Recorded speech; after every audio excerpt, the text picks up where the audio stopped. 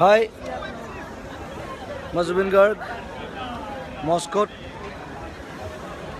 লেনিনৰ মূৰ্তিৰ তলত লুঝনিস্কি ষ্টেডিয়ামত আমি ফ্ৰান্স আৰু ডেনমাৰ্কৰ খেল চালোঁ। চবফালে হুলস্থুল, চব মানুহ। খেলখন খালি খুব ভাল নহ'ল, বৰ হ'ল। It was a draw. তথাপি চাই ভাল লাগিলে, ফুটবল চাই ভাল লাগে আৰু আন্তঃৰাষ্ট্ৰীয় খেল চাইটো আৰু ভাল লাগে। চ' দিছ ইজ দ্য ষ্টেডিয়াম। সকলোকে দেখুৱাইছোঁ আই এম হিয়াৰ। আমি জাষ্ট খেল চাই ওলাইছোঁ। এইটো লেনিনৰ মূৰ্তি, বিখ্যাত, বৰ ধুনীয়া মূৰ্তি। আৰু চব মানুহ এতিয়া লাহে লাহে যাবলৈ ওলাইছে খেল চাই পেলাই।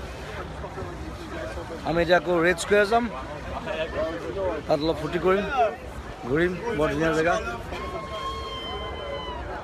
চব মানুহ বিজি হৈ আছে বিভিন্ন জেগাত। আৰু মোৰ লগৰ কেইজন সিফালে আছে, মই ঘূৰি ফুৰিছোঁ। ফুটবলক লৈ বহুত আশা আছে। অসমৰ ল'ৰাই বহুত ভাল ফুটবল খেলে, সেইটোৱে বিচাৰোঁ। আৰু মই ইতিমধ্যে ঘোষণা কৰিছোঁ যে আমি এটা একাডেমি বনাইছোঁ, গুৱাহাটী চিটি FC, য'ত মই জড়িত হৈ আছোঁ। মই লাগিম তাত।